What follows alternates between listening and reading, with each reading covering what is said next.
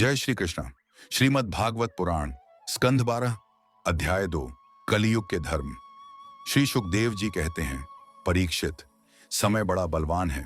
ज्यों ज्यों घोर कलयुग आता जाएगा त्यों त्यों उत्तरोत्तर धर्म, सत्य, पवित्रता, क्षमा, दया, आयु, बल और स्मरण शक्ति का लोप होता जाएगा। कलयुग में जिसके पास धन होगा उसी को लोग कुलीन, सदाचारी और सद्गुणी मानेंगे। जिसके हाथ में शक्ति होगी वही धर्म और न्याय की व्यवस्था अपने अनुकूल करा सकेगा। विवाह संबंध के लिए कुल, शील, योग्यता आदि की परख निरख नहीं रहेगी। युवक युवती की पारस्परिक रुचि से ही संबंध हो जाएगा। व्यवहार की निपुणता सच्चाई और ईमानदारी में नहीं रहेगी। जो जितना छल कपट कर सकेगा वह उतना ही व्यवहार कुशल माना जाएगा। स्त्री और पुरुष को श्रेष्ठता का आधार उनका शील संयम न होकर केवल रति कौशल ही रहेगा। ब्राह्मण की पहचान उसके गुण स्वभाव से नहीं यज्ञोपवीत से हुआ करेगी। वस्त्र, दंड, कमंडलू आदि से ही ब्रह्मचारी, सन्यासी आदि आश्रमियों की पहचान होगी और एक दूसरे का चिन्ह स्वीकार कर लेना ही एक से दूसरे आश्रम में प्रवेश का स्वरूप होगा। जो घूस देने या धन खर्च करने में असमर्थ होगा उसे अदालतों से ठीक ठीक न्याय न मिल सकेगा। जो बोलचाल में जितना चालाक होगा उसे उतना ही बड़ा पंडित माना जाएगा। असाधुता की, दोषी होने की एक ही पहचान रहेगी, गरीब होना। जो जितना अधिक दंभ पाखंड कर सकेगा उसे उतना ही बड़ा साधु समझा जाएगा। विवाह के लिए एक दूसरे की स्वीकृति ही पर्याप्त होगी। शास्त्रीय विधि विधान की, संस्कार आदि की कोई आवश्यकता न समझी जाएगी। बाल आदि संवार कर कपदढ़े लत्ते से लैस हो जाना ही स्नान समझा जाएगा।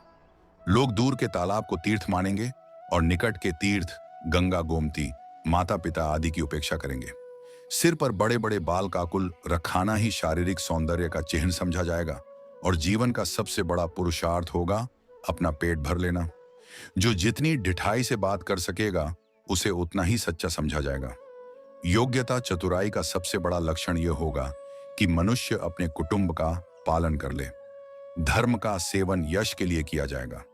इस प्रकार जब सारी पृथ्वी पर दुष्टों का बोलबाला हो जाएगा तब राजा होने का कोई नियम न रहेगा। ब्राह्मण, क्षत्रिय, वैश्य अथवा शूद्रों में जो अधिक बली होगा वही राजा बन बैठेगा। उस समय के नीच राजा अत्यंत निर्दयी एवं क्रूर होंगे। लोभी तो इतने होंगे कि उनमें और लुटेरों में कोई अंतर न किया जा सकेगा। वे प्रजा की पूंजी एवं पत्नियों तक को छीन लेंगे। उनसे डरकर प्रजा पहाड़ों और जंगलों में भाग जाएगी। उस समय प्रजा तरह तरह के शाक, कंद मूल, मांस, मधु, फल फूल और बीज गुठली आदि खा खा कर अपना पेट भरेगी। कभी वर्षा न होगी, सूखा पड़ जाएगा, तो कभी कर पर कर लगाए जाएंगे। कभी कड़ाके की सर्दी पड़ेगी तो कभी पाला पड़ेगा।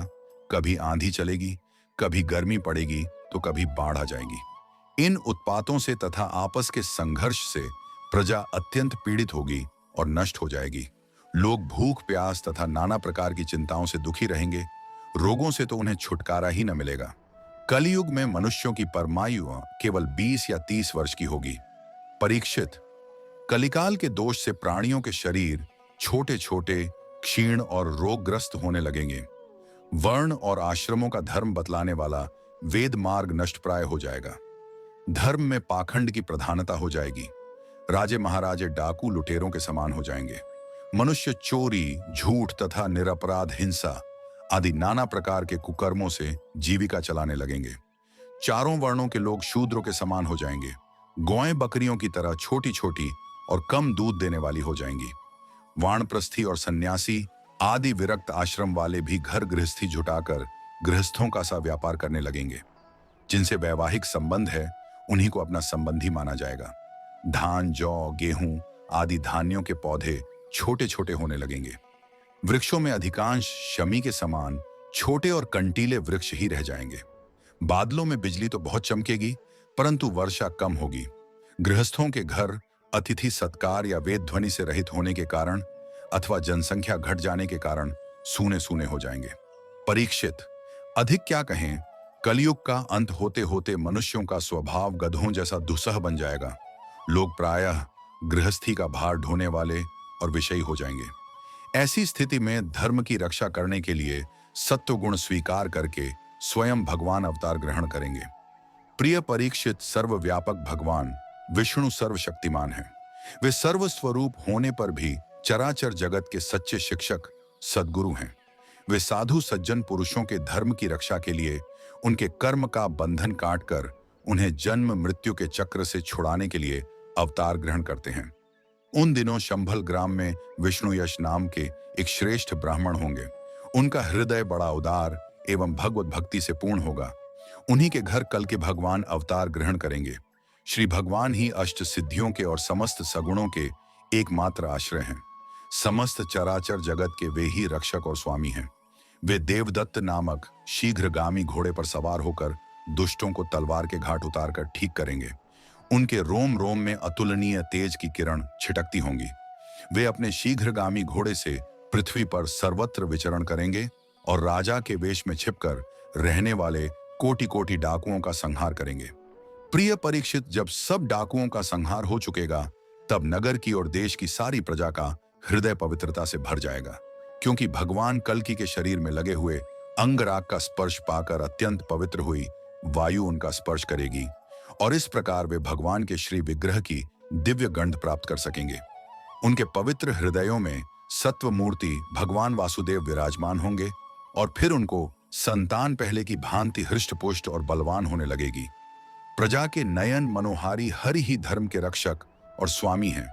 वे ही भगवान जब कल्कि के रूप में अवतार ग्रहण करेंगे, उसी समय सत्य युग का प्रारंभ हो जाएगा और प्रजा की संतान परंपरा स्वयं ही सत्व गुण से युक्त हो जाएगी। जिस समय चंद्रमा, सूर्य और बृहस्पति एक ही समय एक ही साथ पुष्य नक्षत्र के प्रथम पल में प्रवेश करते हैं, एक राशि पर आते हैं, उसी समय सत्य युग का प्रारंभ होता है। परीक्षित, चंद्रवंश और सूर्यवंश में जितने राजा हो गए हैं या होंगे, उन सब का मैंने संक्षेप से वर्णन कर दिया।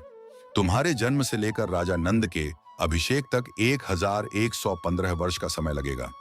जिस समय आकाश में सप्तर्षियों का उदय होता है, उस समय पहले उनमें से 2 ही तारे दिखाई पड़ते हैं। उनके बीच में दक्षिणोत्तर रेखा पर संभाग में अश्विनी आदि नक्षत्रों में से एक नक्षत्र दिखाई पड़ता है। उस नक्षत्र के 7 सप्तर्षिगण मनुष्यों की गणना से 100 वर्ष तक रहते हैं। वे तुम्हारे जन्म के समय और इस समय भी मघा नक्षत्र पर स्थित हैं। स्वयं सर्वव्यापक सर्वशक्तिमान भगवान ही शुद्ध सत्वमय विग्रह के साथ श्री कृष्ण के रूप में प्रकट हुए थे। वे जिस समय अपनी लीला संवरण करके परम धाम को पधार गए, उसी समय कलयुग ने संसार में प्रवेश किया। उसी के कारण मनुष्यों की मति गति पाप की ओर दुलक गई। जब तक लक्ष्मीपति भगवान श्री कृष्ण अपने चरण कमलों से पृथ्वी का स्पर्श करते रहे, तब तक कलयुग पृथ्वी पर अपना पैर न जमा सका। परीक्षित, जिस समय सप्तर्षि मघा नक्षत्र पर विचरण करते रहते हैं, उसी समय कलयुग का प्रारंभ होता है।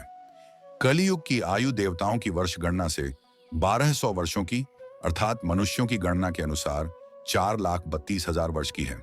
जिस समय सप्तर्षि मघा से चलकर पूर्वाषाढ़ा नक्षत्र में जा चुके होंगे, उस समय राजा नंद का राज्य रहेगा। तभी से कलयुग की वृद्धि शुरू होगी।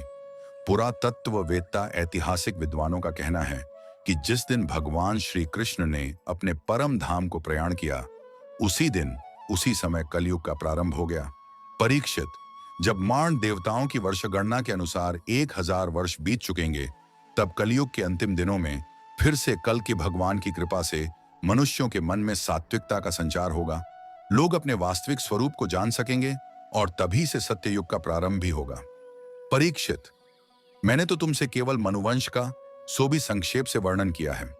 जैसे मनुवंश की गणना होती है, वैसे ही प्रत्येक युग में ब्राह्मण, वैश्य और शूद्रों की भी वंश परंपरा समझनी चाहिए। राजन, जिन पुरुषों और महात्माओं का वर्णन मैंने तुमसे किया है, अब केवल नाम से ही उनकी पहचान होती है। अब वे नहीं हैं, केवल उनकी कथा रह गई है। अब उनकी कीर्ति ही पृथ्वी पर जहां तहां सुनने को मिलती है। भीष्म पितामह के पिता राजा शंतनु के भाई देवापी और इक्ष्वाकु वंशी मरु इस समय कलाप ग्राम में स्थित हैं। वे बहुत बड़े योग बल से युक्त हैं। कलयुग के अंत में कल के भगवान की आज्ञा से वे फिर यहाँ आएंगे और पहले की भांति ही वर्णाश्रम धर्म का विस्तार करेंगे। सत्ययुग, त्रेता, द्वापर और कलयुग, ये ही 4 युग हैं। ये पूर्वोक्त क्रम के अनुसार अपने अपने समय में पृथ्वी के प्राणियों पर अपना प्रभाव दिखाते रहते हैं। परीक्षित, मैंने तुमसे जिन राजाओं का वर्णन किया है, वे सब और उनके अतिरिक्त दूसरे राजा भी इस पृथ्वी को मेरी मेरी करते रहे, परंतु अंत में मरकर धूल में मिल गए। इस शरीर को भले ही कोई राजा कह ले, परंतु अंत में यह कीड़ा विष्ठा अथवा राख के रूप में ही परिणत होगा, राख ही होकर रहेगा। इसी शरीर के या इसके संबंधियों के लिए जो किसी भी प्राणी को सताता है, वह न तो अपना स्वार्थ जानता है और न तो परमार्थ, क्योंकि प्राणियों को सताना तो नरक का द्वार है। वे लोग यही सोचा करते हैं कि मेरे दादा परदादा इस अखंड भूमंडल का शासन करते थे, अब यह मेरे अधीन किस प्रकार रहे और मेरे बाद मेरे बेटे पोते, मेरे वंशज किस प्रकार इसका उपभोग करें। वे मूर्ख इस आग, पानी और मिट्टी के शरीर को अपना आपा मान बैठते हैं और बड़े अभिमान के साथ डींग हाँकते हैं कि यह पृथ्वी मेरी है। अंत में वे शरीर और पृथ्वी दोनों को छोड़कर स्वयं ही अदृश्य हो जाते हैं। प्रिय परीक्षित, जो नरपति बड़े उत्साह और बल पौरुष से इस पृथ्वी के उपभोग में लगे रहे, उन सबको काल ने अपने विकराल गाल में धर दबाया। अब केवल इतिहास में उनकी कहानी ही शेष रह गई है। इस प्रकार श्रीमद् भागवत पुराण के 12वें स्कंध का दूसरा अध्याय समाप्त हुआ। जय श्री कृष्ण।